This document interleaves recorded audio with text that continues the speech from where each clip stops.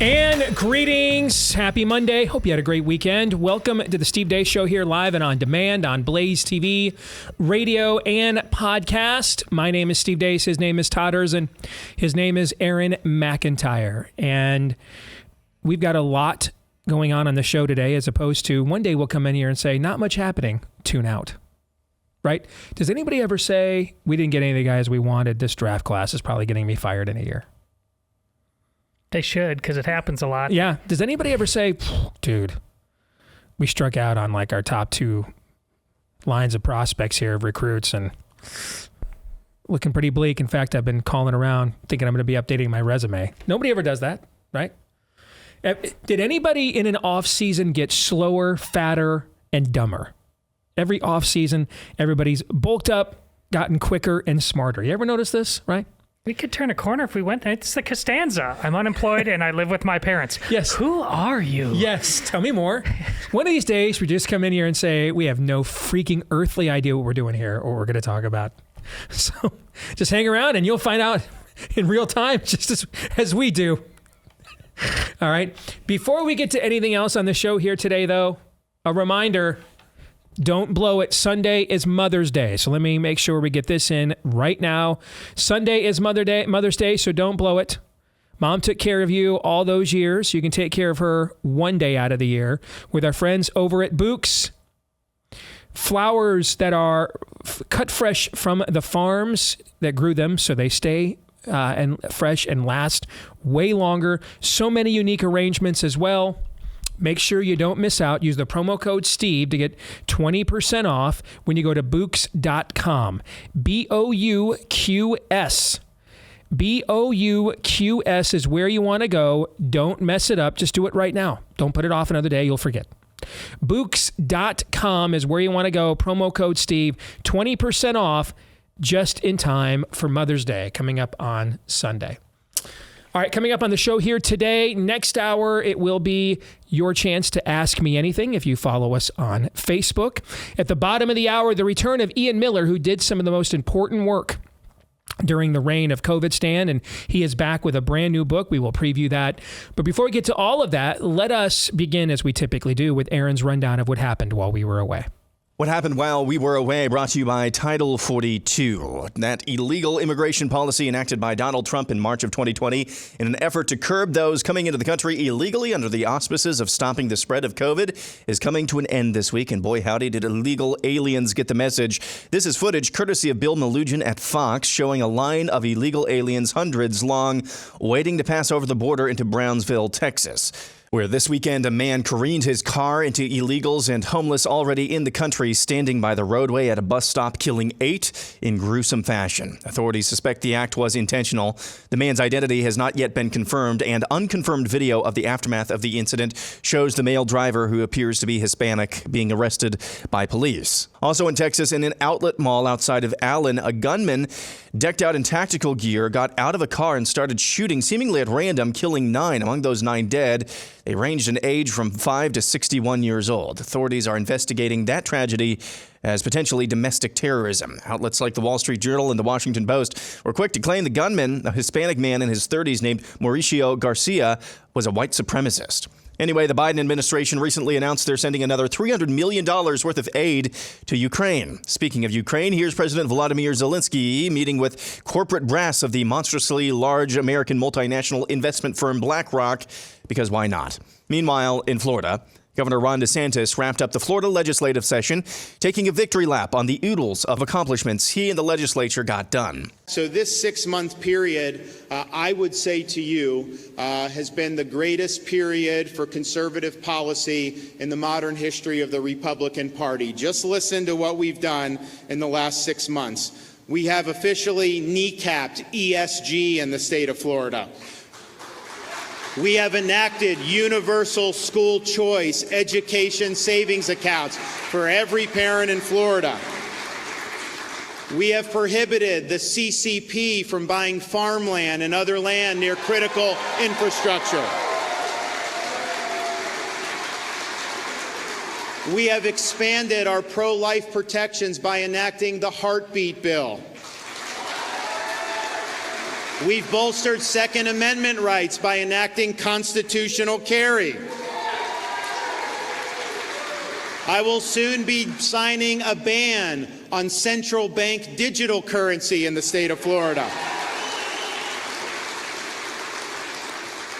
We've produced record tax relief, more than twice the number of tax relief as the previous record, including family-friendly relief that has eliminated sales tax permanently on all baby items, strollers, cribs, wipes, diapers.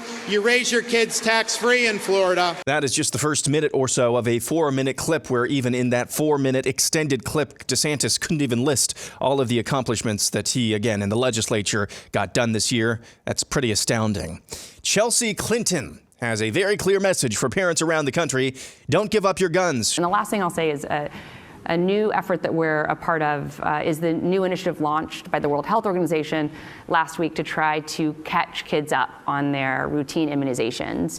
In 2021 alone, more than 25 million kids under the age of 1 missed at least one routine immunization. And so we're working with WHO and the Gates Foundation and others to hopefully have the largest kind of childhood immunization effort ever over the next 18 months to catch as many kids up as possible, because no one should die of polio or measles or pneumonia, including in this country where we also need people to be vaccinating their kids. Absolutely. One headline to rule them all, one headline to find them, one headline to bring them all and in the darkness bind them comes from the UK Daily Mail. Trans woman is cleared of flashing her penis at Ohio YMCA after judge ruled she's too fat for her genitals to be visible. And finally, videos from Donald Trump's deposition in a case involving an alleged rape have been leaking out.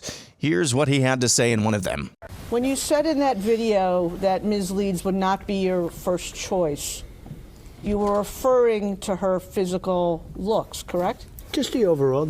I look at her, I see her, I hear what she says, whatever. You wouldn't be a choice of mine either, to be honest with you. I hope you're not insulted.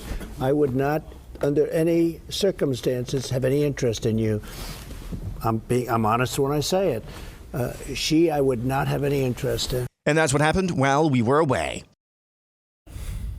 It's a montage brought to you by Patriot Mobile.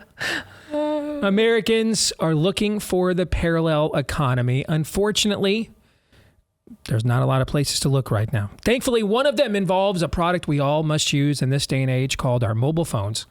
And that's where Patriot Mobile comes in. They're really America's only American mobile phone company.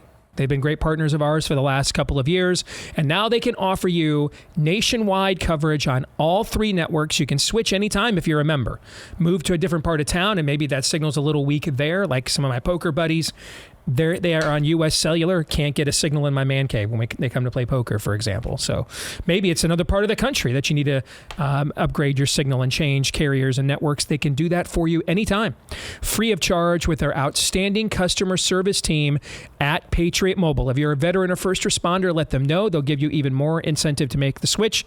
For the rest of you, you get a free activation today with the offer code STEVE when you go to patriotmobile.com/Steve. Again, that's patriotmobile.com/Steve, or just simply call them at 878-PATRIOT. Use the offer code Steve there, 878-PATRIOT. People can call you a zealot. They can call you a lot of things, but they better include Broadcasting Pro, because after that, Donald Trump sang seamlessly right into the commercial, not thrown off at all. Oh, I laughed at it plenty like 2 days ago, so I knew it was coming. Yeah. All right, so in the overtime today, speaking of Donald Trump, since we did this with Vivek last week, I thought let's just do this with all the candidates. So we've been running a poll on Twitter for the last few days. What one word would you use best describes your thoughts on Trump running again in 2024? We'll have those polling results in the overtime today, and then we will discuss them for Blaze TV subscribers at blazetv.com/Deace. Again, that is blazetv.com/Deace, and that's where you can go to become a Blaze TV subscriber for just $10 a month right now at blazetv.com/Deace. So we'll do something similar for all the candidates and see kind of what we come up with. There is a biblical worldview note that I want to reference in here, and then I kind of want to go off the grid and call an audible if you guys are okay with it. All right? Because there was this thing called the Evangelical Study Table several years ago. There's an idea that immigration amnesty is a biblical concept. It is not. Now, at first I thought it was too. I mean, it sounded, I guess, kind of Jesus-y when I first heard it. Sounded it. And then I started actually listening to what some of these soft-headed evangelical groups were saying. And my first clue should have been, well, a lot of the same people that don't preach the Bible or apply it on anything else suddenly have a very strong biblical take on this. That should have been my first. That never happens. Yeah, that should have been my first clue here that, no. But this was 10 or 15 years ago. I mean, my worldview is still in the formative stages. I'm going to celebrate this September my 20th anniversary as a believer. My conversion was on September 18th, 2003. Then I started studying what the Bible had to say about it. Pardon me. Here's the reality. In Old Testament Israel, there was a system of showing mercy to what the biblical term is sojourners. Aliens or sojourners. Where do we get the term illegal alien? We got it right out of the Bible. People that are passing through. People that are seeking asylum. One of the things that would be done, for example, is the gleanings or the leftovers after you picked through your crops, what you needed, all right, either for your family, your clan, your tribe, your business, what was left over if you were wealthy or prosperous, the Lord asked you to leave that behind for those who are less fortunate, particularly aliens and sojourners in the land. They were called aliens as sojourners, not squatters. In fact, if you wanted to stay, how seriously did God take assimilation? You had to convert. You will find there is no little Edom in Old Testament Israel. Well, that's where the Philistine immigrants came and settled in, and they're still worshiping their gods over there. No. Mercy to all, citizenship to few. Kind of like what you see in the New Testament. For many are called, but few are chosen. The narrow gate. Yeah, it's a narrow gate. Whoever calls upon the name of the Lord shall be saved. But no one can come to me except those that the Father who sent me sends to me, and then I will raise them up on the last day. There's that narrow gate thing again. So mercy to all, citizenship to few. You had to convert. You had to obey the Mosaic law and the customs. This idea of we undermine our heritage and legacy to accommodate you, that's not immigration. That's an invasion. That's an invasion. Those are two different things. That's not e pluribus unum. That's a declaration of war. That's what that is. We don't have an immigration policy. What we have is a southern border that is left open to be controlled by Mexican drug cartels and human traffickers, so that corporations that write huge checks to both parties can continue to treat people with brown skin as human chattel for cheap labor and call it compassion. That's what we have. None of that's biblical. It's demonic as hell, as a matter of fact. Don't let anybody ever try to tell you otherwise. Take them right to the Bible. It won't back up any of their arguments.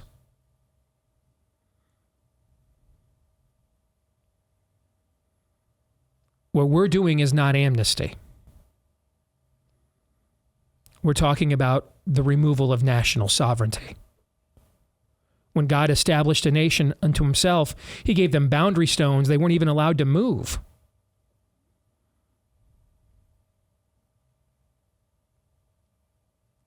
So no, nothing about this is compassionate. Nothing about this is biblical. This entire scheme is demonic, as is many of the schemes that we are up against.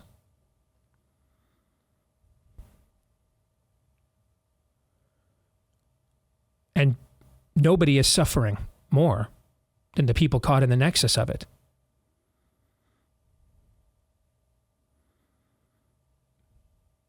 How many of those parents fleeing places like Honduras lost their daughters to human traffickers and have no idea where they are? Their sons become drug mules. They have no idea where they are. There is nothing compassionate about this. This is an attempt to capitalize on human suffering. This is anywhere from robber baronism to nihilistic demonic. Nothing we're doing here is any definition of biblical compassion at all.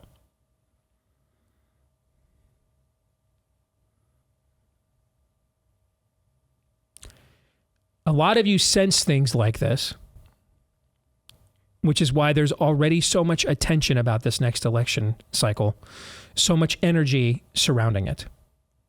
What I want to do for the next few minutes, and maybe Aaron, let's take this clip and put it out separately later. I want to help educate you on the process. I want to show you what does happen and doesn't happen, what does work and doesn't work, so that you can be a more astute observer of this process.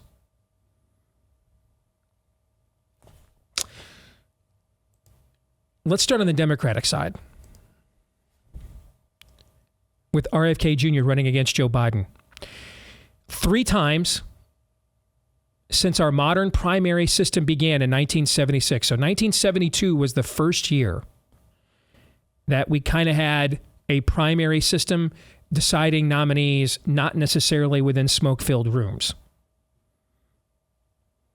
The old conventions of yesteryear.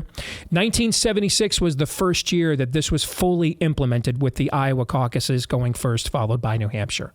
So the process as you know it today really dates back to 1976. 3 times since 1976, an incumbent president has faced a primary challenger from his own party that got over 30% in the New Hampshire primary. Reagan in 1976, Kennedy, Ted in 1980, Pat Buchanan in 1992. All 3 of those presidents that they challenged, all 3 of those incumbent presidents, Ford in 1976, Jimmy Carter in 1980, George H.W. Bush in 1992, all 3 of them lost the general election. All 3 of them did.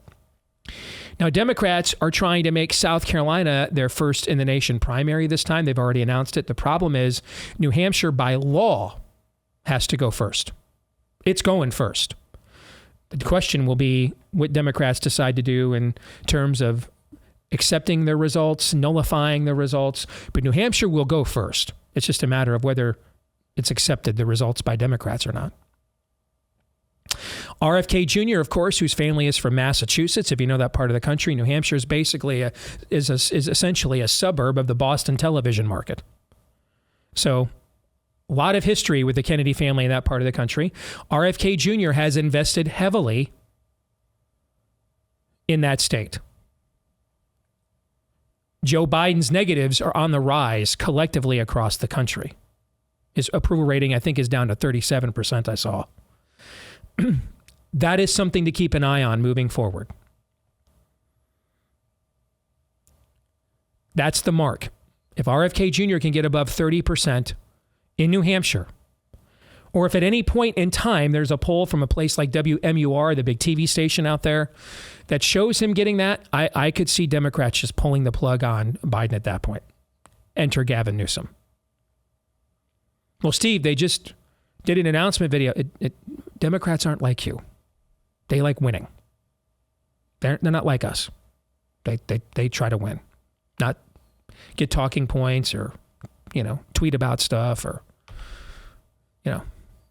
endless fundraising mechanisms. They're trying to conquer a country over there. Respect that. They'll kick him to the curb every bit as fast as they resurrected his dementia keister 72 hours before Super Tuesday 4 years ago. The Democratic Party's like the NFL, stands for not for long. If you can't get the job done, they aren't like you. They're not just in this to watch their favorite cable news host. They're trying to conquer a nation and act accordingly. So there is some history there to keep an eye on. You guys have heard me say many times over the years, stop looking at national polls. They're irrelevant. In October of 2007, Hillary Clinton had a 30-point lead over Barack Obama in the national polls. 90 days later, she lost the Iowa caucuses. They don't matter. They just don't matter. The only opinions that matter are in Iowa and New Hampshire. I want to quantify this for you. Since the Iowa caucuses began in 1976, again, that's the dawn of our modern primary calendar, no Republican that didn't finish in the top 3 in Iowa has ever won the presidency. And only once did someone who finished outside the top 3 even win the nomination. That was John McCain in the 2008 Iowa caucuses. He finished 4th behind Fred Thompson by 0.39%. That's the only time. Over that span, the winner of the New Hampshire primary has gone on to be the GOP nominee 10 out of 12 times. That's a pretty good measuring stick, don't you think? Only once, George W. Bush in 2000, has a Republican won the presidency without winning the New Hampshire primary. Only once, with nearly 50 years of data. Is that a good data set? Yeah. Pretty good. 5 times since 1976, the same candidate won them both. 3 times it was an incumbent president, so you don't really count that. But 5 times since 1976, the same candidate won both Iowa and New Hampshire. All 5 times that person became the GOP nominee. All 5 of them. This is why I keep telling you the only opinions that matter, for now anyway, are the opinions of people who live in Iowa and New Hampshire or have the ability to directly influence masses of people that do live in Iowa and New Hampshire. That's it. It doesn't matter what anybody else's poll says about anything.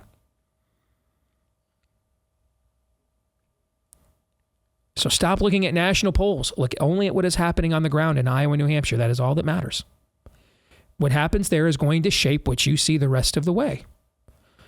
And now some of you will say, well, Trump defies these paradigms. No, he doesn't. He actually fulfilled all of the paradigms I just mentioned to you. He won New Hampshire twice, became the GOP nominee both times. I think because Trump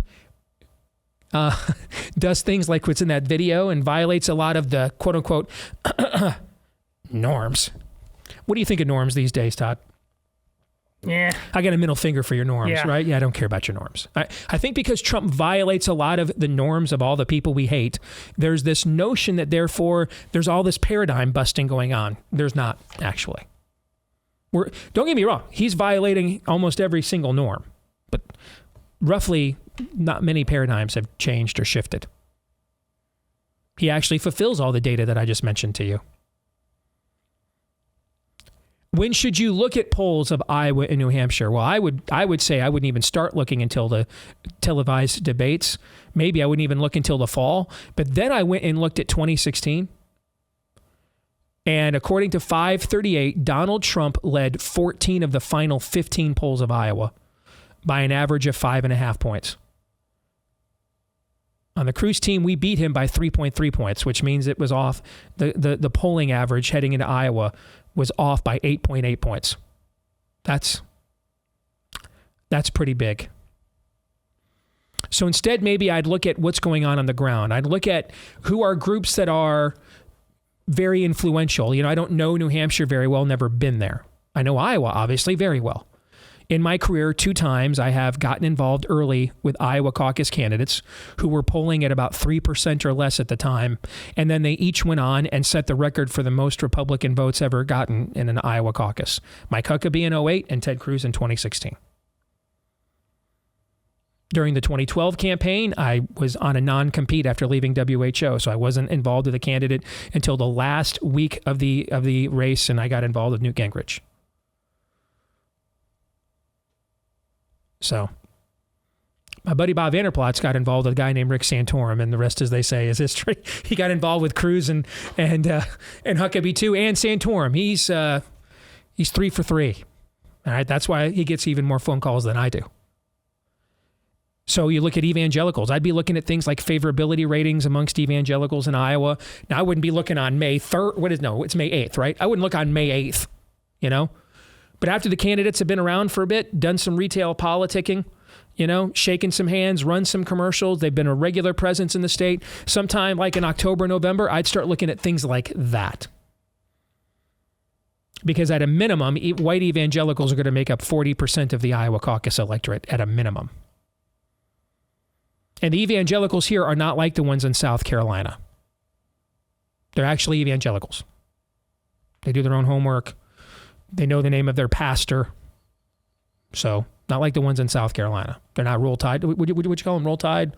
They're not like those. Insert Lindsey Graham joke here. Yes, yeah. Trey Gowdy joke, Tim Scott joke, Nikki Haley joke. No, they're actual evangelicals here. Not just coasting off the fumes of who their ancestors were 100 years ago. They actually know the name of their pastor. They actually go to church. They actually get involved. So, I think it is vitally important to maintain perspective, and so that you're going to also see how we're not going to, by the way, know now, we are not going to analyze this nearly as much as we have in the past. We're not. But doesn't mean we're not going to analyze it at all. That's still part of our job, right? Yep. We're just not going to do it as much as we've done in the past. When we do analyze it, or you see the things I post on social media, now you know some of the framework that I'm coming from. Because all this data has passed muster for 50 years. This is how the process works. Now, you like to say, and I agree, the status quo isn't the status quo, or is the status quo until it isn't anymore, but someone's going to have to violate this status quo for me to change my mind. 50 years of data shows no one's done it yet. So, you know, until you show me that you can break this status quo, I'm going with it, because I've got 50 years of data on my side. Gentlemen, your thoughts? Well, going back, it's interesting in how this status quo that you took all the way back to 72 and 76, and that also happened by accident in many respects. I mean, it's Jimmy Carter, and all of a sudden, the Georgia peanut farmer governor that nobody had heard about, suddenly Iowa made him relevant, which is what Iowa does, and that sparked a new way of doing things. It wasn't because of some grand plan to change things, and I think I bring that only because I think it speaks to your point. I don't think we know how things would change, and if a force of nature, as much as Donald Trump is, and how much he did alter the media landscape, things like that in some respects, you take to the bank what Steve's talking about. He's talked about how he's learned this in sports, his initial instincts when you were younger about, I don't know, Vegas seems like they're drunk right there. Well, these guys usually know what they're doing. They've gotten pretty good at it. You know, Steve, over time, and Steve's, I mean, you're the first one to admit how many, you know, you've learned from the mistakes. You acknowledge that polling today isn't the same as polling then. So there's not something he will keep from you on this front. He'll tell you everything.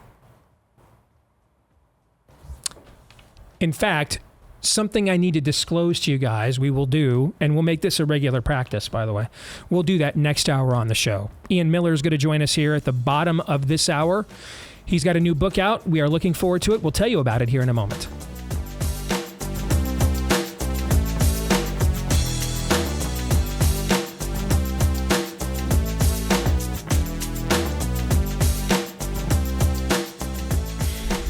You know, it's hard to trust virtually anything these days, and the interview we're about to do with Ian Miller certainly won't help you become more trusting, I'm guessing. And that's why make sure you get a hold of our friends over at My Patriot Supply right now. Just have that peace of mind of knowing that should Let's Go Brandon hit the food supply like it's hit virtually everything else, and it's already kind of dinged the food supply a little bit. Remember the days of no baby formula? Like last year?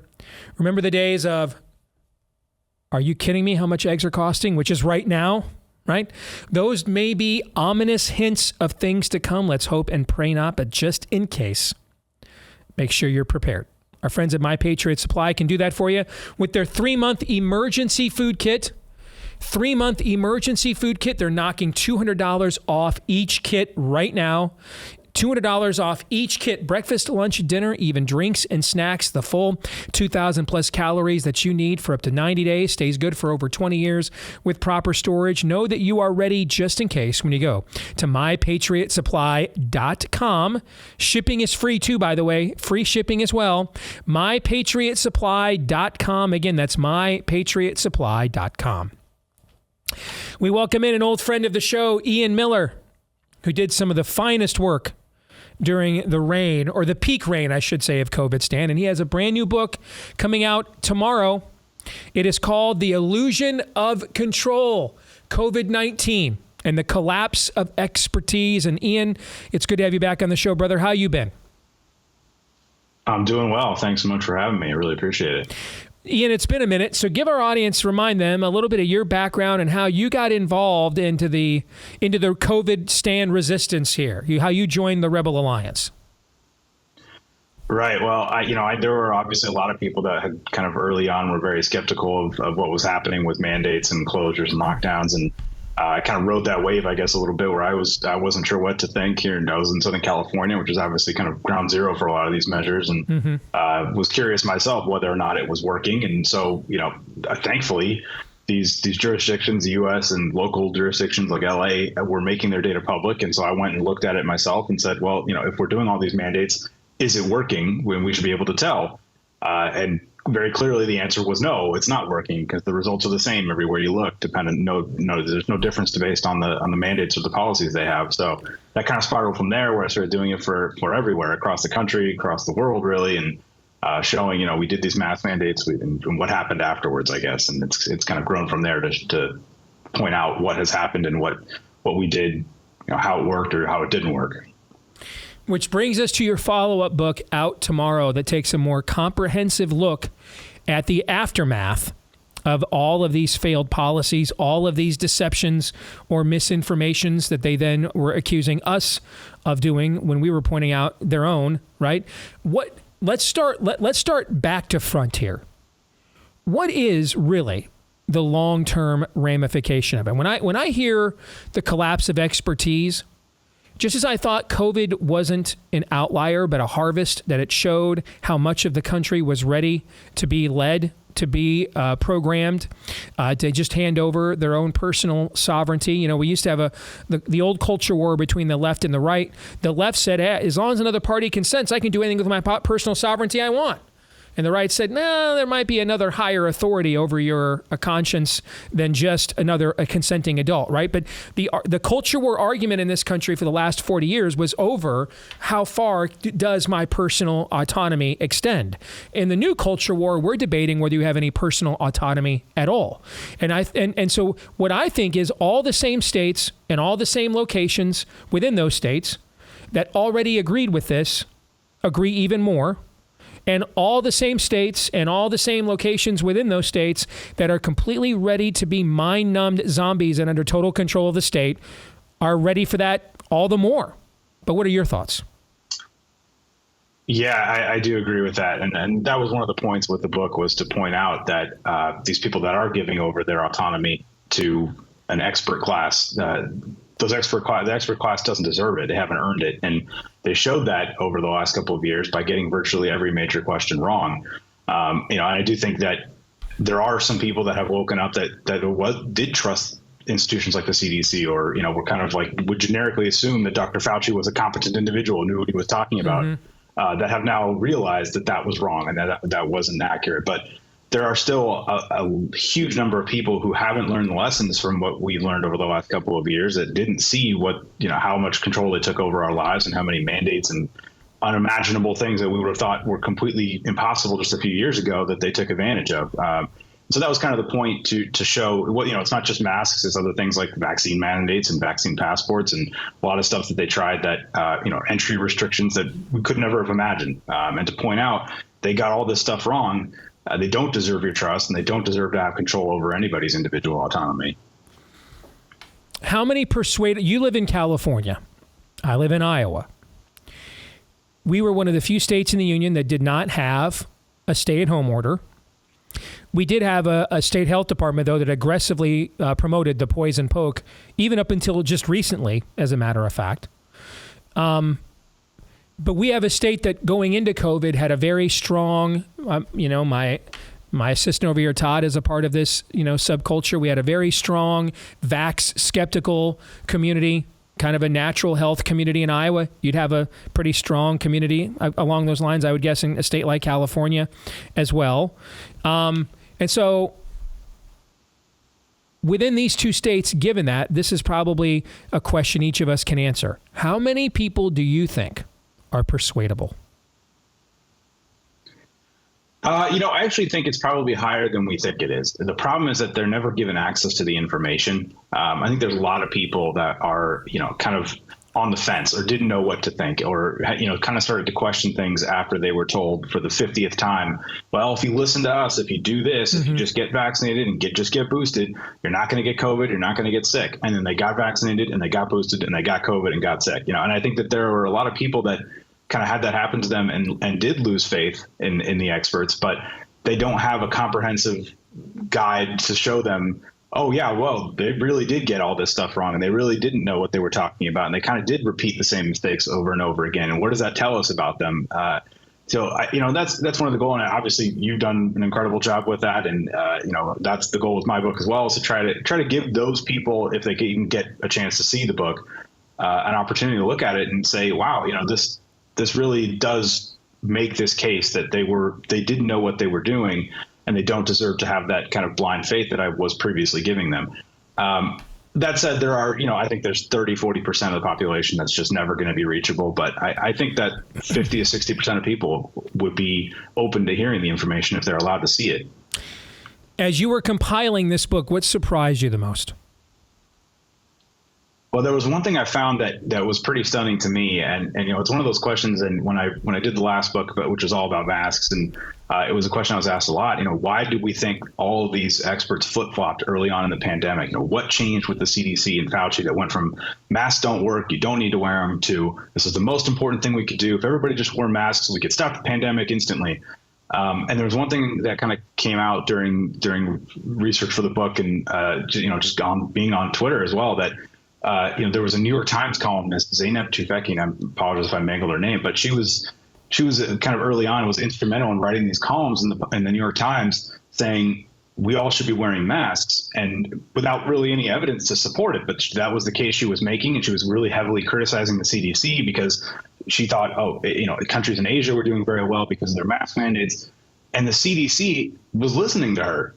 And that was the craziest thing to me, was the CDC changed a life-altering policy like this or guidance like this based off of a New York Times column. Like that was one of their biggest, motivating factors to change this longstanding policy that was based off of decades of research showing masks don't work. And they changed it all based off of a New York Times column. And there's a statement to the Times from a CDC, I think it was on the record, actually, a CDC official saying, we were, that was kind of the last straw that pushed us to do this. That was stunning to me. And that speaks to an incredibly poor process that they have over there. And but honestly, it's fitting given how poorly they handled everything else around COVID too. Did the expertise collapse over the opportunity to implement a sinister political agenda, or just because these institutions are captured by the very entities they're supposed to be regulating? Yeah, I think it's probably a mixture of both. At least that's my view. And I think that there's a lot of people that saw this as an opportunity. I mean, Gavin Newsom was out there saying it. He was saying, we view this as an opportunity to kind of reshape how we govern and how we do things. I think there's a lot of public health people that were very public and saying, we need to be reshaping our society around equity and et cetera, et cetera. And you saw that with the CDC saying, when the vaccines came out and they were saying it's the life-saving thing, it's 100% effective. Their priority wasn't to get it to older people who would have been most at risk and would have benefited from it, according to them, most significantly. It was to give it to teachers and prioritize it by, racial or ethnic backgrounds and things like that. I mean, that's ridiculous. It's an insane thing to say, but that's what public health has kind of become over the years. We just didn't know it. It was never, nobody cared. Nobody knew what the CDC thought about much of anything. But now they took it as an opportunity to say, we want to reshape society in this way.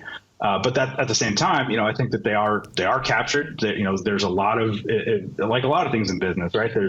They move back and forth between, look at Scott Gottlieb, right? Is a Pfizer board member, former FDA commissioner, and then he's out there on the news promoting a product that he directly benefits from. How's that acceptable? So it's probably a mixture of both, and I think it's also just some institutional incompetence as well, and that's probably an underrated aspect of all of it. Which brings me to an uncomfortable question, not that the rest of them gave you warm fuzzies. We just had an election, and almost all the people that did this to us were reelected in both parties. Now, prior to this election, I still thought there were opportunities to move the electorate. I'm in a state where in the last decade, we have worked very hard to take it from a state that sent Tom Harkin's mailbox to the U.S. Senate for 30 years and launched Barack Obama's presidential campaign to a state that, right now I would argue is redder than Texas. So I actually thought that we could still actually accomplish great things. You're a native Californian. Clearly, you've given up on that, all right, from an election standpoint. Help me to give up on it, too, because this last election basically showed me people used to be able to count on people voting against those who caused them pain. We had one of the most incumbent-friendly elections in modern times last year, after the American people felt more pain collectively in the years leading up to that election than they had in at least a generation. So help me, from a guy who lives in a state that is just, permanently screwed, help me to understand what that's like, because I'm now beginning to embrace it. Right. I was on your side and I agree with that. And I think one of the problems that happened is things became even more entrenched. And I think I kind of underestimated just how partisan a lot of people are. They like to pretend that they're independent and they're in the middle. But at the end of the day, there's a lot of people who just, see Democrat and they tick the box of Democrat. And that's unfortunately, it's really hard to reach those people because they don't ever see the information that we're trying to present to them. And I think a lot of them would agree with it and did understand that they were hurt, but they're just not aware of how bad it was and the fallout, the consequences. And, and I also think that a lot of people over the last couple of years just left and moved from places like California. So if you look at the map on the New York Times, actually, and 2022 election results, basically everyone in California moved to the right. But it's just not enough, because a lot of the people that really disagreed with what Gavin Newsom did and wanted the recall or whatever, they just moved. They moved to Florida, they moved to Texas, they moved to Nevada, whatever it is. And so you have these areas that, like, Florida is now, a red state, right? DeSantis won Florida by more than Newsom won California. To me, part of that is that a lot of people who disagreed with what the lockdowns and mandates represented moved to Florida for that reason. And so I think, it's kind of an unfortunate consequence that I think we did have a lot more people on our side than we realized. And there were a lot of people who were one-issue voters, we're never doing this again, but they kind of moved to areas that already were supportive of that perspective. They voted before the election, essentially, is what you're saying. Pardon me, they voted before the election is what you're saying. Okay. Yep. Again, name of the book comes out tomorrow. This guy's done a lot of great work the last couple of years. Illusion of Control, COVID-19 and the Collapse of Expertise. Ian Miller, author of Unmasked. And that was a successful book. Wish you similar success with this one as well, Ian. Thank you for all the work you've done and keep doing, brother. God bless you. Thank you. Thank you. All right, gentlemen, let's get some thoughts on that conversation. What do you think? Well, I was thinking a lot about what you were talking about on immigration while that was going on. In both cases, these so-called experts are trying to introduce. I mean, we're way past, accident, fog of war.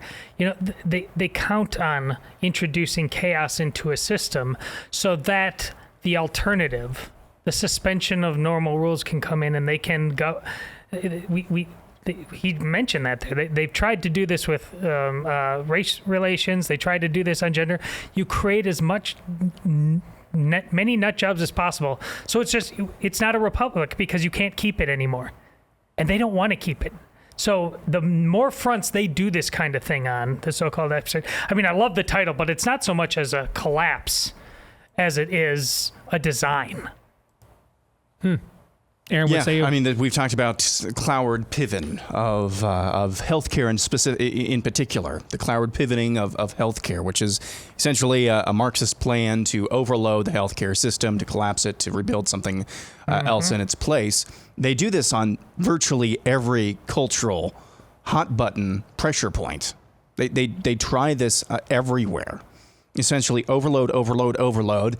Eventually, it'll collapse, and then they can build something back with the power that they enjoy in its place. In particular, with the expert class, whether it was by design or whether it was by hubris, what have you, the same thing is happening here. Now, the only experts that we have available are ones that they define and they approve, and that's all by design. So, like you like to say, Todd, the lie is the point? Mm-hmm.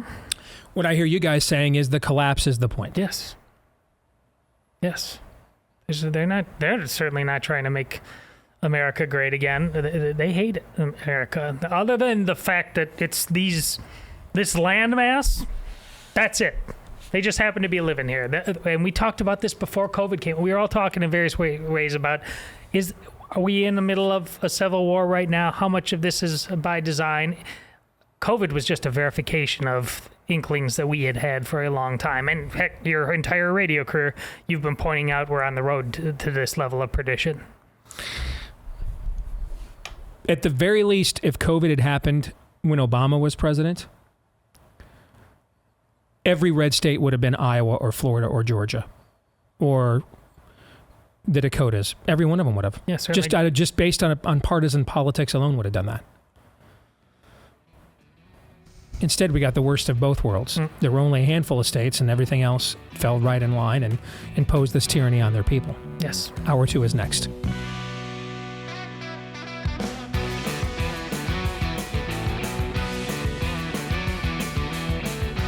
All right, back with Hour 2, live and on demand here on Blaze TV radio and podcast. Steve Deace here with Aaron McIntyre, Todd Erzen, and all of you. Let us know what you think about what we think via the stevedeace.com inbox, which you can access by emailing us, steve@stevedeace.com, steve@stevedeace.com. Like us on Facebook, MeWe, and Gab. Follow me at Steve Deace Show on Twitter, Getter, Instagram, and TikTok. And then you can find me as well on Truth Social at Real Steve Deace there. And again, the last name is DEACE. If you are a podcast listener, thank you so very much. If you've yet to do this, please hit subscribe or follow. Leave us a 5-star review. Thank you to all of you that have done those things for us already and in the future.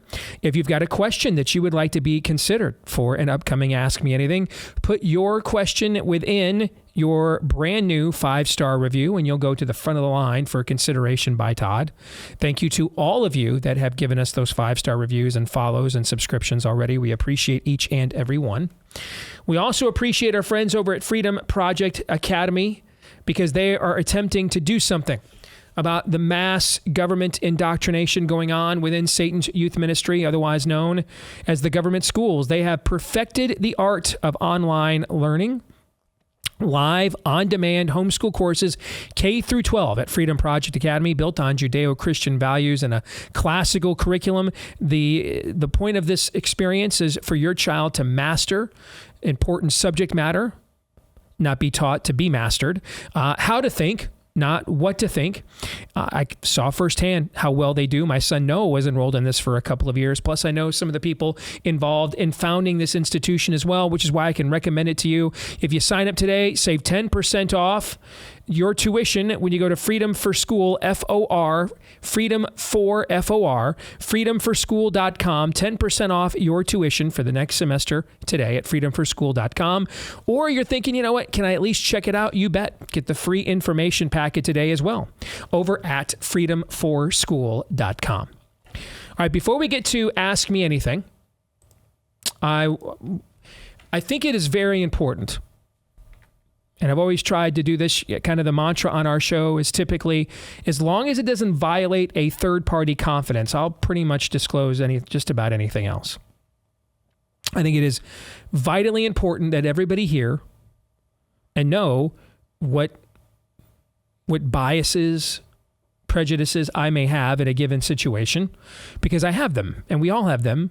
There's only been one objective person in all of humanity. We hung him on a tree. Everyone else is subjective to some degree. Everyone else, that's the human condition. We can't help but impose our own perspectives on things. And so I think it's important that you know, now that the Florida legislative session is done, literally any day now, DeSantis will get into the race, and that will likely complete the field unless Tucker Carlson stuns us. But I'd be totally in for Tucker Carlson running for president. Thoughts on that really quick? I'll allow it. Yeah, I'd be totally in on that. Just the prospect of him just up on the stage with taking a crowbar to various Overton windows and demanding everybody else respond in kind, I'd be all for that. But barring something like that, when DeSantis gets into the race, the field will be complete. And then this thing will get going. It's been going in earnest, but now it will get going, full bore from that time forward. So I think it's important that you guys know anything that may involve the conflict of interest with me, so that you can factor that in, handicap my analysis, build that in, those filters accordingly, so that you can take the most objective view of it you possibly can. So I'm going to do that right now. And then if anything changes, I'll do it again if and when something changes. I have never met Nikki Haley. I have never met Tim Scott. I've never met Mike Pence, but I do consider him to be one of the worst moral cowards of this era, for reasons I've articulated and itemized how many times in recent years. I once knew Donald Trump. I've not had a serious conversation with him, however, since July of 2015. So that's nearly 8 years ago. I did know several people that worked in his administration. I met Ron DeSantis once briefly at a CPAC a decade ago, at a hallway in a CPAC. In a hallway at a CPAC, flopped my prepositions there. In a hallway at a CPAC a decade ago. He did call me a few weeks ago when I got out of the hospital the first time to wish me well. I was supposed to have a meeting with him in March. I think I even disclosed that at the time that I was going to, but we were unable to have that meeting. I thought they meant for it to be on the Thursday of that week. They thought it was a Friday. That's the Friday I had to fly to Michigan for the Michigan sneak peek of Nefarious, so I couldn't make that meeting. I was paid $500 for 2 hours of my time by Vivek Ramaswamy to MC his first town hall in Iowa back in January. I didn't ask for that. They offered for coming out in the cold. I enjoyed myself. I thought his answers were very thoughtful, which is why I've been disappointed with some of the things he has said the last couple of weeks. I like Kathy Barnett, the former Pennsylvania Senate candidate that Trump screwed over, and she is advising him. I met Larry Elder once briefly when we were both working for Salem, but I don't know him very well. I have interviewed him several times over the years in my career for various books and appearances, things of that nature. So that's the extent of my background with the current GOP presidential primary field, which will likely be finalized any day now when DeSantis gets into the race. I think it's important for you guys to get that kind of transparency and disclosure. That's why I'm giving it to you. Any thoughts on that before we move on? Nonetheless, you will be a shill for all of them by the end of the day. So my wife pointed out that when I posted this on Twitter over the weekend, there were people accusing me of being both a Trump and DeSantis shill in the comments to this tweet. Yeah. But I can't do anything about that. And I don't even know how many of those people are real, but you guys are. And I think you deserve to know what we bring to the table. And so that's why I'm going to practice that level of disclosure. And I've always tried to do that in the past. Like you guys knew, if you were on this show 8 years ago, I was working for the Cruz campaign from August on. I didn't do anything to hide that at all, So I just think everybody ought to know. There are people around here in this business who are working for super PACs or are paid stenographers of factions or organizations or candidates that they don't disclose it. And I think that you deserve that. And so that's why I'm going to make my own example here and disclose those things for you. All right, let's get to Ask Me Anything. Facebook followers, you are up this week. Todd, you have selected the questions. Do we have a good crop today? There's a lot of spiritual angst out there, my friend. Is there? Yes, Okay. there is. Well, it's not like there's not reason to have some of that right about now. All right. So Todd has selected the questions. I've not seen any of them, not a single one. You selected them, handed them over to Aaron. Let's roll. We will begin with Cindy Fisher-Sabika, who says, after having seen 2 interviews you had with Mark Driscoll, I'm curious about your support of him and your thoughts on the fall of Mars Hill. I haven't heard any updates of what happened after the fall, but heard you mention his repentance. I'm hopeful. Update, I listened to the Roy's Report podcasts 1 and 2 on Mark Driscoll, and it sure doesn't seem like he's repented. I will say that there were multiple of these, and this was the least harsh one.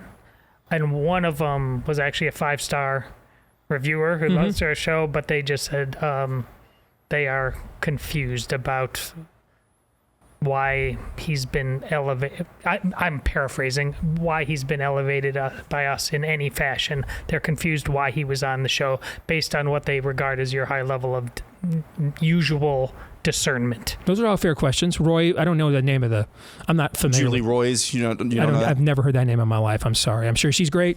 Don't know who that is. Okay. I'm not sure she's great. But. Oh, okay. Well, I don't know. That's a world I don't inhabit. I apologize. But we have discussed this in the past.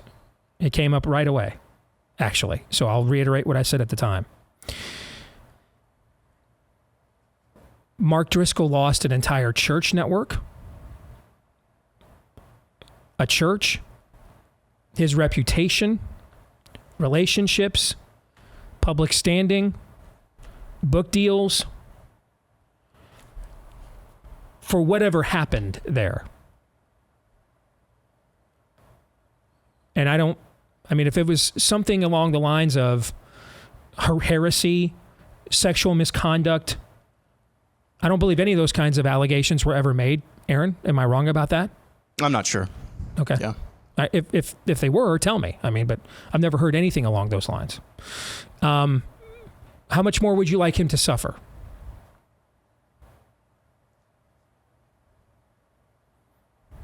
I'm asking. How much more would you like him to suffer?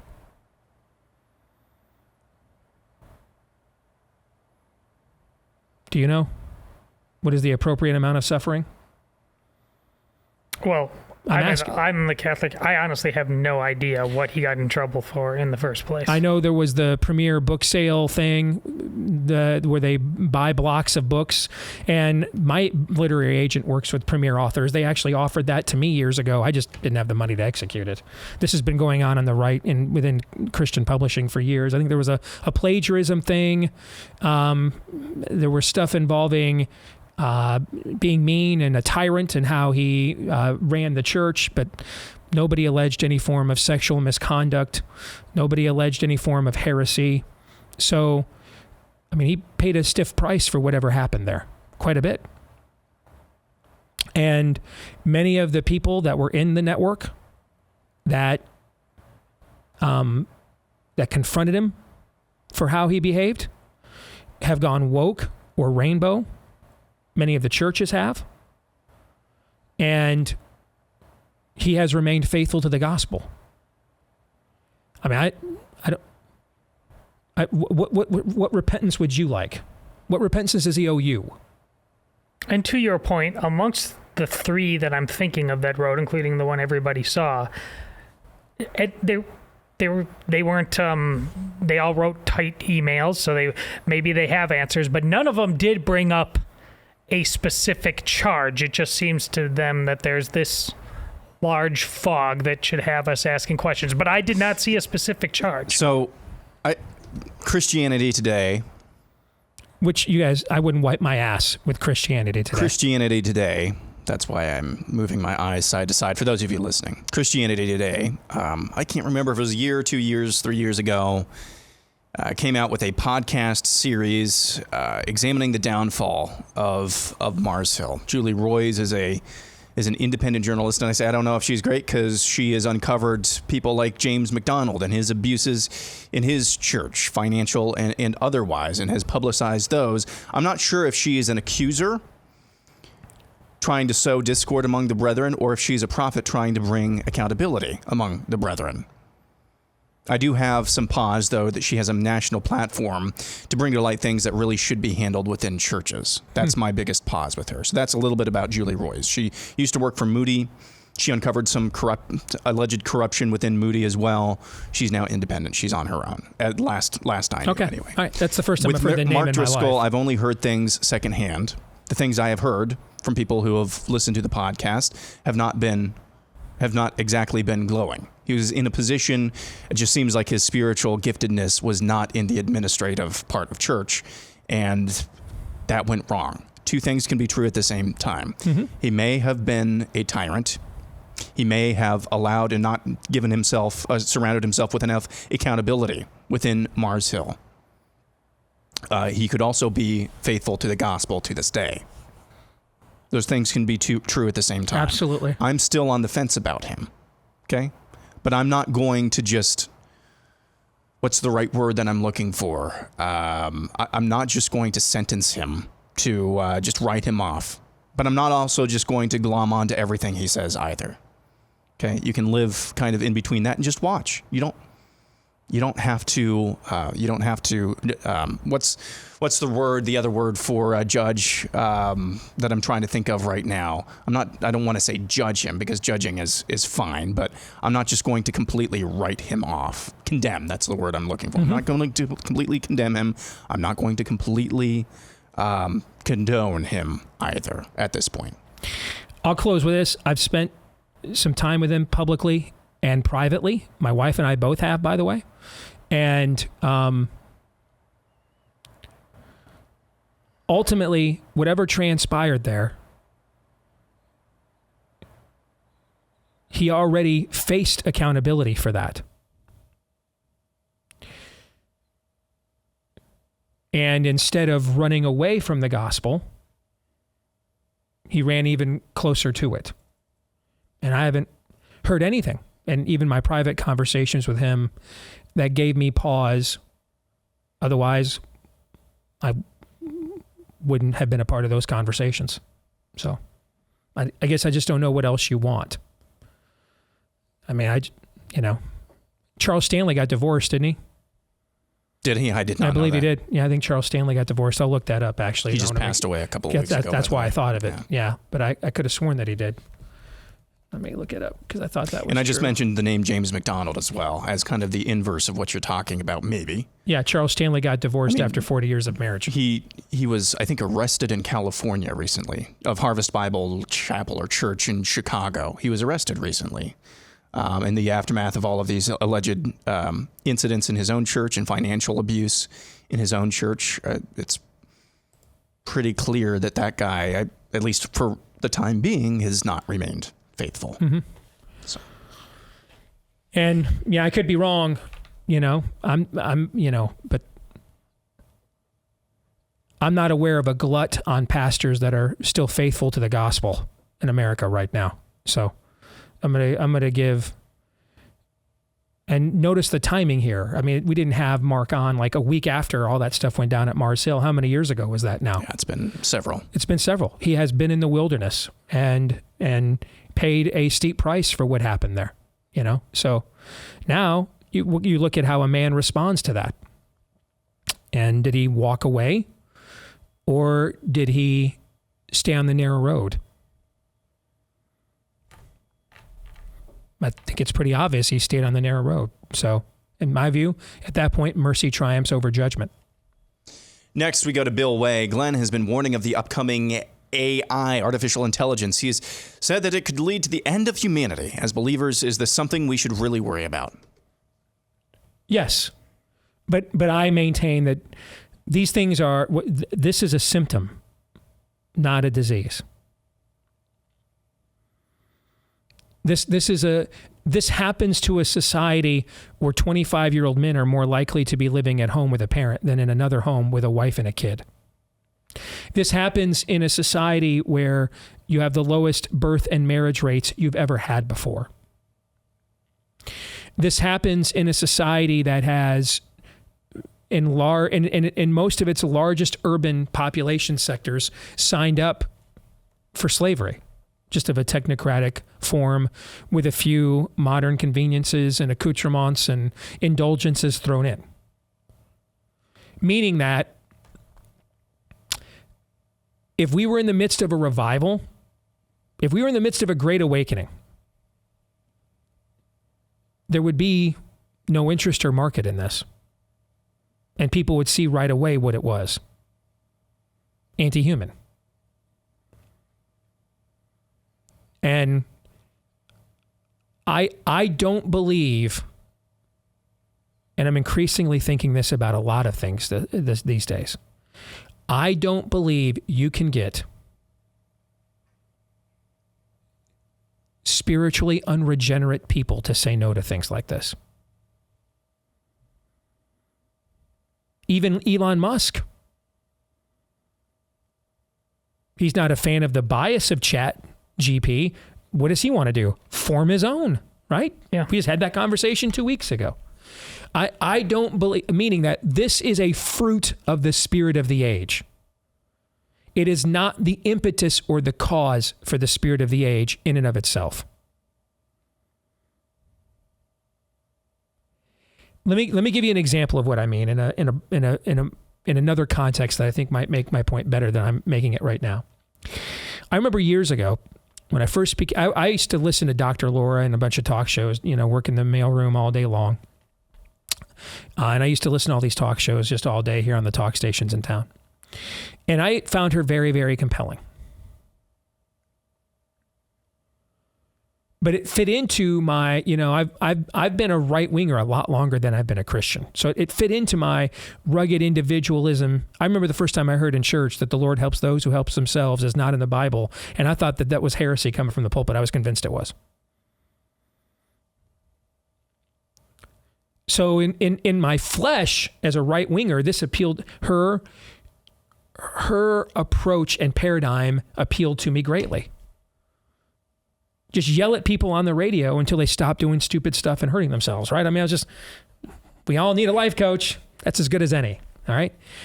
And then I remember the first time I tried to listen to her after I became a believer. And a woman called in, and her baby daddy was asleep. He's a drug dealer. She's got 3 kids from 3 different baby daddies. This is the third. She doesn't know where the other 2 baby daddies are. And she calls in and she's just completely lost and doesn't know what to do. And for the first time I hear Dr. Laura basically yelling at her, hey,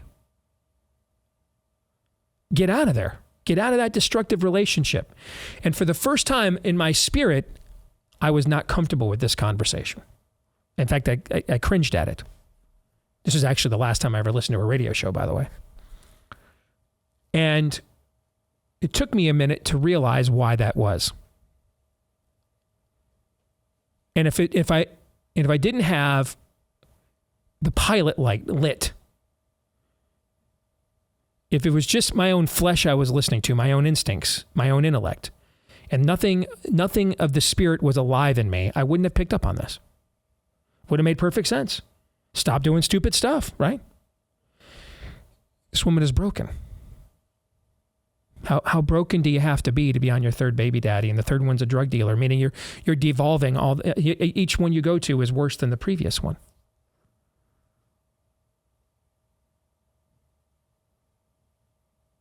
This woman's broken.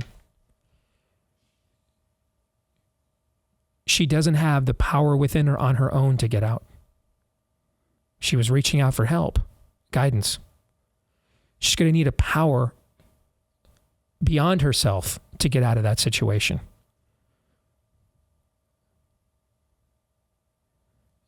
She doesn't know any better. Better relationship with her dad wasn't great. Maybe not a single man has just loved her unconditionally and for anything other than a means to an end of sexual gratification. Those are the things that happen that get you into those situations. She is broken spiritually. That's why she's making stupid decisions morally. The stupid moral decisions aren't tainting her spiritually. She's dead spiritually or broken spiritually, and that's why she's making stupid moral decisions. Does that make sense? Mm-hmm. Things like AI happen to societies that are dead spiritually or broken spiritually, or yes, a little of both.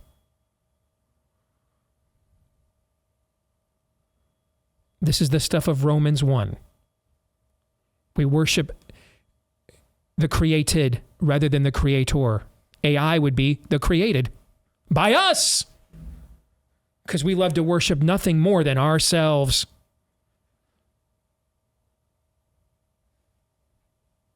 We made this in our image. Just call it Babel.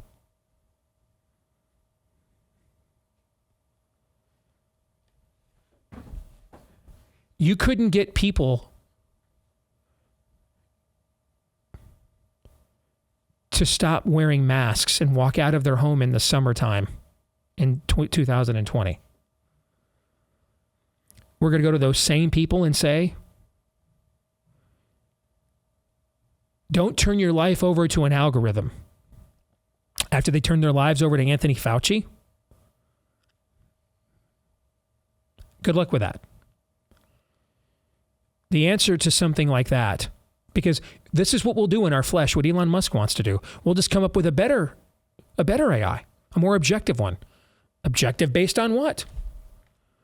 Who among us is objective enough to program such a monstrosity? Do you know anyone objective enough? Who's your objectivity dream team over there, Todd? You're like, you know what? Let's get these three guys in the room and they'll construct the perfect beast. Let them do it. Have any names off the top of your head? Wasn't Ian Miller just talking about the collapse of expertise? Yes. So I agree it is very dangerous, but I don't believe it's the cause of anything. I think it is the symptom of everything, actually. Next question. This is from Kelly Rivers. Looking back on these situations, have you changed your mind on any of them? Herschel Walker's Senate run because of his major character issues. I got to be honest, man, and I shouldn't say that because it makes it sound like what I said before was lying. I haven't paid much attention to Herschel Walker since 3 minutes after the Georgia race got called. So if anything new or anything has come up, I don't know. So forgive me. I can't comment on that one. Calling Will Smith's slap a biblical moment. Yeah. Did we actually use that term? I'm guessing we did. If someone's quoting me on it. I recalled specific, it. Yeah. Okay. I don't remember all of the context. I just found all three of these together. I wanted to see how you reacted to all three of these. I will still maintain putting a dude on his ass for disrespecting your wife is perfectly within the purview of dudedom. So I guess I'll say yes on the basis of Will Smith undermining his own message, not on the basis of the act in and of itself. That's a good way to put it. 3, not addressing on-air Ted Cruz's vacation to Cancun while Texans were freezing and dying in a state emergency. Do we have any evidence that Ted himself was taking that vacation?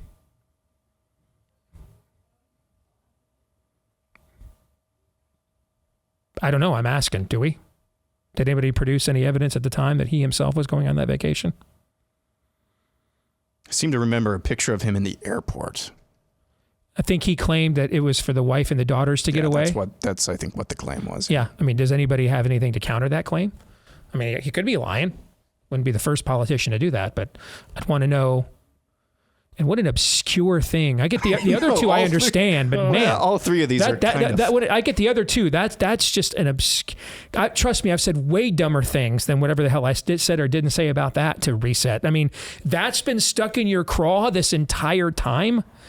If I don't think I know how you're going to react, I had to just see how you were going to react to these three brought together. I don't imagine why these are the three issues that this person's been mulling, but they've been mulling, clearly. Yeah. Props to you for carrying a grudge on that one that long. I thought I could be petty and spiteful, but tip of the cap.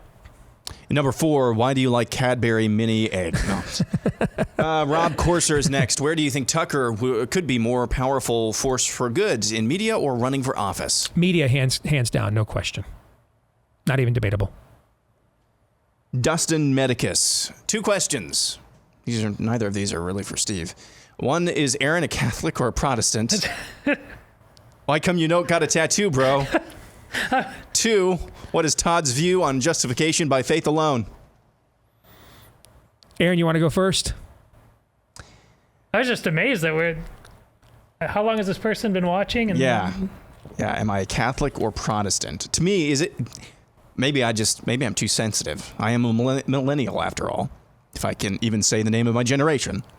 Did I take this wrong, that this was like a why come you don't got a tattoo question? I think that might be new. Might just be new. I am Protestant. I am an interested. evangelical. I'm a member at a Baptist and a regular Baptist church here in town. We literally gained like 20 spots in the podcast ratings after my appearance on Tim Pool. And a lot of those are people who, because I've heard from a lot of them, who spiritually are completely seeking. Apologies, so Dustin. They could be, these are maybe things they don't know. Apologies, Dustin, if that is the case. Okay. I'm just so jaded and cynical, which is... All right. Dude, if you want a gotcha question, let me reframe it. Todd, go ahead and tell us why Romans 1:17 is wrong. Go ahead. Isn't that essentially what he's saying? Justification by faith? Anyway, go ahead. I'm not going to corner you like that. You can answer his question. Go ahead. I'm not cornered. I asked the question. If I doubt in the way you're asking me, I do, but do I believe in justification by faith? Absolutely. The creed that I recite every Sunday says as much. We just have differing versions, I'd imagine, of what encompasses the faith. And therefore, when you put an alone on it, I think that's where we get into the argument. All right, we'll come back. More of your questions when we come back. Stay tuned.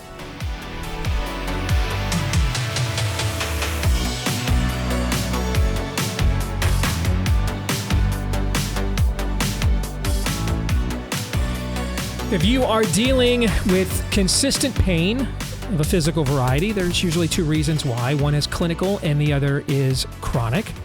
Clinical is, my wife's got bone spurs. She's got to go in, get her knee cleaned up, get rid of that pain. But then afterwards, she's got to deal with the chronic pain. And that's going to be from all that arthritis that she's got in her knee. And if that's you, that's from inflammation in your joints.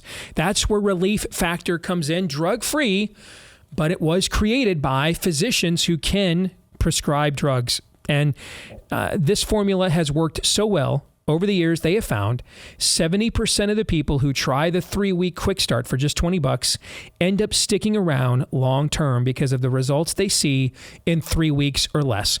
What do you have to lose? If you've tried everything else for chronic pain, what do you have to lose for $20 for 3 weeks to see if you don't see a difference in the level of chronic pain that you're fighting in your body? Go to relieffactor.com, relieffactor.com, or you can call them at 800-4, the number 4, 800-4-RELIEF. That's 800-4-RELIEF, or head to relieffactor.com. Have you ever seen the TV series Rabbit Hole, Steve? No, I have not. Okay, we'll skip that then. Going to Jim Heron. Are the principles of our founding sound, or do we need to go beyond them? Is there anything redeemable from the Enlightenment period? The principles are sound. You have to understand that the Constitution is not the principles of our founding. It's a social compact that enumerates how the entities of government will behave with one another and what government by the consent of the governed means as a result of acknowledging and instilling those principles. Meaning, Did they get together when they declared independence in 1776, correct? Yeah. Years went by. 7-8 more years of Revolutionary War. Did they form a constitution right away? No. No. They're in a war. And those principles are now being fought for on the battlefield, right? Yes. The principles that are being articulated in the Declaration of Independence, those are the principles of our founding. They are in the midst of being fought for. It was only once those principles won the day in the field of battle that they then enumerated them, itemized them, quantified them in a social compact known as the Constitution. And that didn't even happen right away. We limped along with the Articles of Confederation. Yes, and there was a stringent battle over even that. Two camps, Federalist and Anti-Federalist, and the Anti-Federalist won some semblance of the argument. That's how you ended up with the Bill of Rights, for example. I mean, the Constitution is not holy writ. Literally, one of the first thing the people that wrote it after they ratified it did was amend it 10 times. That's what the Bill of Rights is.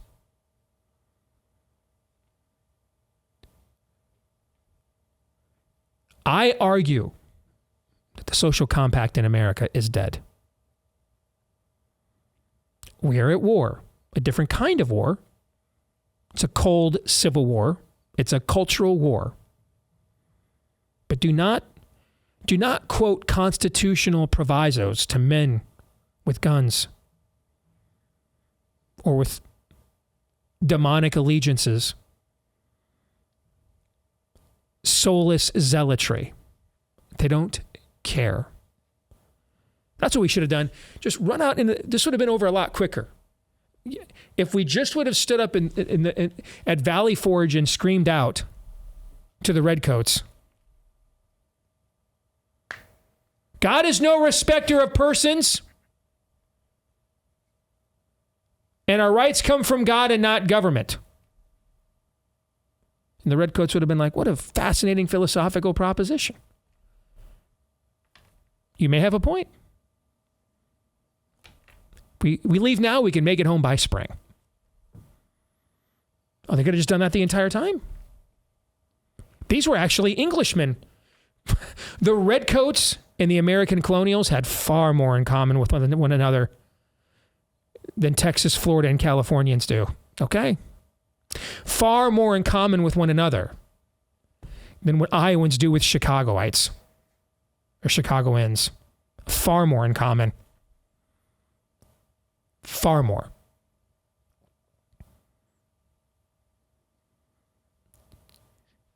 So here's what it comes down to.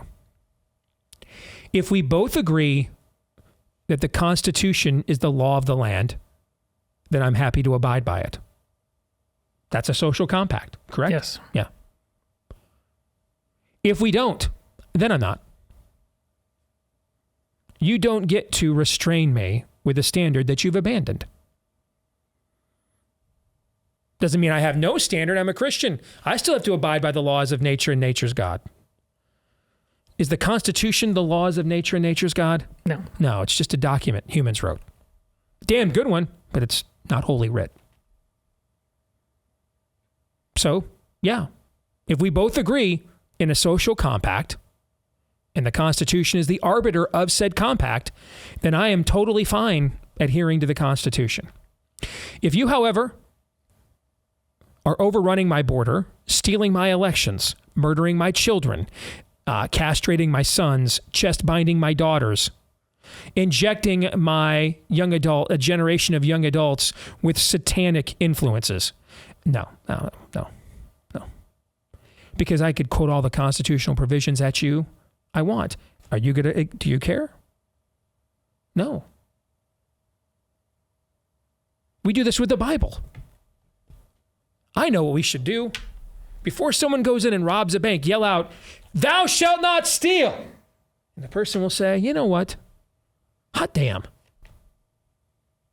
I appreciate you telling me that. Thank you." Just turns around and walks out. No.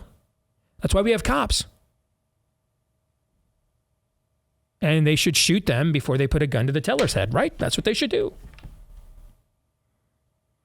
What do we do to a cop who doesn't act while the bank robber puts the gun at the teller's head and pulls the trigger.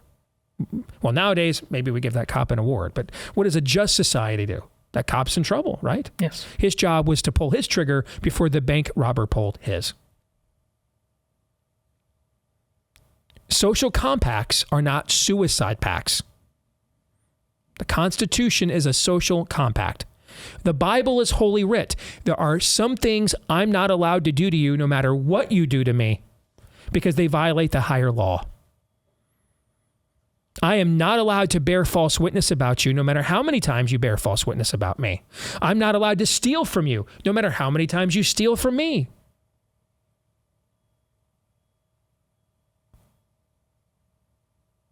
That's transcendent law, the transcendent law of the universe.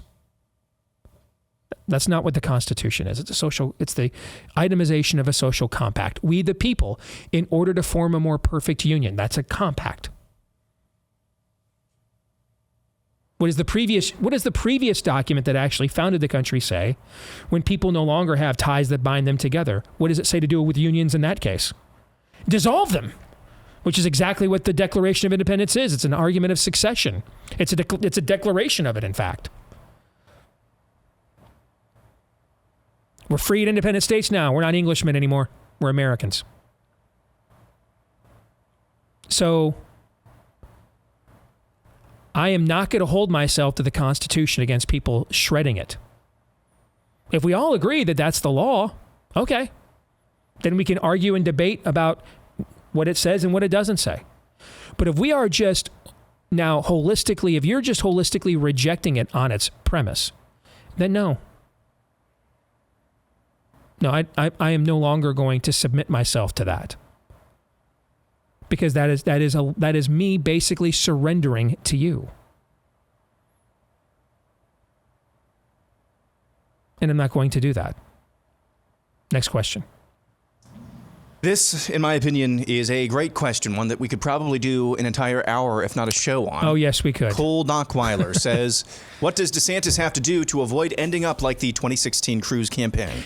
Don't spend a damn month apologizing to Ben Carson for something you never did and looking like a bunch of effeminate losers while you're doing it. I don't think I have unresolved PTSD from that experience, and frankly, it may never be resolved. I'll probably take that with me to my grave. The hours we put in, the stress of that race, everything that we leveraged in that race to win it, and we did, and then to watch the campaign just completely unravel over a lie. I doubt I'll ever get over it, frankly. So don't do that.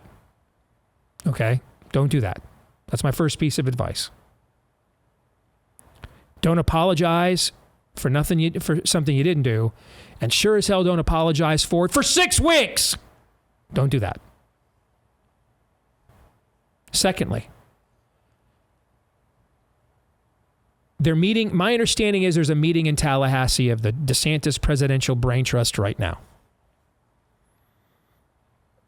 If I was given 10 minutes in that room to say whatever I want, here's one of the first things I would say. You have an advantage we didn't have on the Cruz campaign, a record. In 2016, everybody had to project. Cruz didn't have much of a record. He'd been a senator for barely half a term in a Democratic Senate. And Trump had no record. So everybody was projecting. And that's why the persona and the stagecraft mattered so much, because everything was a projection. There was no record to pivot to. You have an incredible record. Every day when they throw something at you, like these leaked debate tapes, that no one cares about stuff like this. It's supposed to make him look bad. Yeah, no one, and they don't. I don't even think they make him look bad. But it's meant to be a distraction. Because even if they make you look good, you're talking about debate tapes from 4 years ago and not resetting the itemization of accomplishments, Aaron, that you had in your montage. Trump doesn't campaign. He does rallies and psyops. And they're very effective on the right.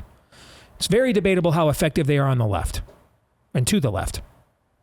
Frankly, it's very debatable how effective they are outside of about 40% of the right. It's even more debatable how effective they are in doing anything to deter the left. Now, we'd never seen anything like this before. No one ever had campaigned like Trump, so this was all new. We didn't know what was real and what was not. You now do. You have the experience, the benefit of experience now. Almost all of it's BS. Almost all of it is just complete and total BS, designed to get you off message and responding to Trump instead of you having your own message.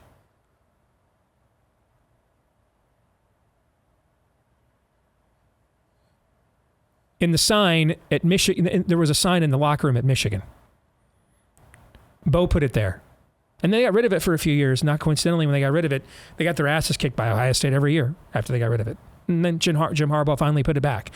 What have you done to beat Ohio State today? There ought to be a proverbial sign within the DeSantis campaign. Is fill in the blank this worthy of talking about that instead of our record? And I promise you, over 90% of the time, the answer is going to be no. Almost every time you talk about something other than your record, it's a win for Trump, no matter what it is. Even if you're talking about these debate tapes and they may actually make you look good, Trump would rather have the DeSantis ecosystem on Twitter talking about the debate tapes than the laundry list of accomplishments in the legislative session. That he doesn't want to have to deal with. He wants to deal with sideshow stuff. BS. That's his home field. That's where he wins. It's very signal jamming. Yes. Type of thing. And I understand why it's difficult, not to interrupt you. I understand why it's difficult because he does a great job of coming at you seemingly from every angle, regardless of whether there's truth or regardless of whether it's important. It's very signal jamming. If this is about who based on accomplishments is best prepared to lead the next generation, Ron DeSantis will win. If it's about literally anything else, I promise you he won't. And so if I'm on Team DeSantis every day, no matter which of these things that get thrown at us that almost no one voting in Iowa, New Hampshire will ever see, nor and the few that do won't care when they vote 9 months from now. Ask yourself constantly, you're in Nehemiah mode, is this worthy of coming down from the wall to address? Sometimes it might be. I mean, I don't know Ron DeSantis. I don't know if he's got skeletons in his closet. I have no clue. I don't know. And if you do, those things come out. You got to address those, right? Mm-hmm. But this other stuff, almost barring that, everything else is just all a show. It's just all BS. It's a reality show. Anybody that wants the reality show, you were never getting their vote anyway. And it may turn out most people want the reality show. Wouldn't shock me if it was true. In fact, I kind of think it is, frankly, after my experience on the Cruz campaign. But you have an advantage that we didn't have, a record to actually pivot to. Every day when they throw this BS at you, you ought to ask yourselves, is it worth expending any oxygen on this other than our accomplishments? And I promise you, over 95% of the time, the answer is going to be no. To me, that's the very biggest, first and biggest challenge. The other is, understand in the debates, you're getting attacked by everybody. Trump, Vivek, Haley, they're all attacking you. So you're basically the favorite in the race from a behavioral, from a competitive standpoint, the way that you'll relate to one another day one. So better be ready.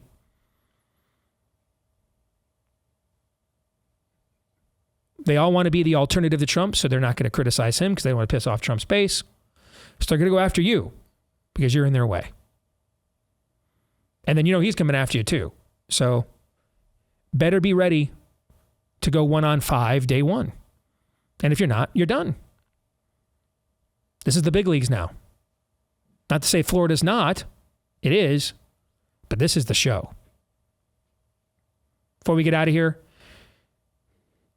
there is one asset that has withstood famine, wars, political, economic upheaval, dating back to even biblical times, and that is gold. Right now, you can own it in a tax-sheltered retirement account with the help of Birch Gold. That's right. They'll help you convert even an existing IRA or 401k, maybe even from a previous employer, into an IRA in gold. And the best part, you don't pay a penny out of pocket.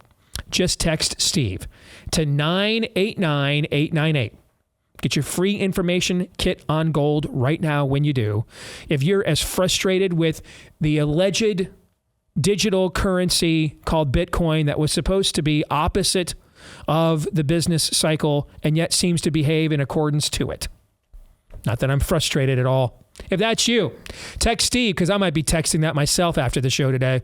Text Steve to 989-898. Get your free info kit on gold now. Find out why Birch Gold has an A+ rating with the Better Business Bureau. Thousands of happy customers. Again, text Steve to 989-898 for your free info kit on gold. Text Steve to 989-898. Any final thoughts? Are we done? We didn't get to a lot of good questions. No? No. You want to save some of those for next week then? Will they last? Are they time sensitive? What do you think? No, I think they'd last, yeah. All right, we'll save some of those for next week then. Okay. In fact, if you have enough, we won't even solicit questions for next week if you think you have enough. Well, I'll need a couple more, but it depends on how verbose you plan on being. All right, we're going to stick around and do overtime for Blaze TV subscribers. For the rest of you, we'll see you tomorrow. Until then, John 3:17.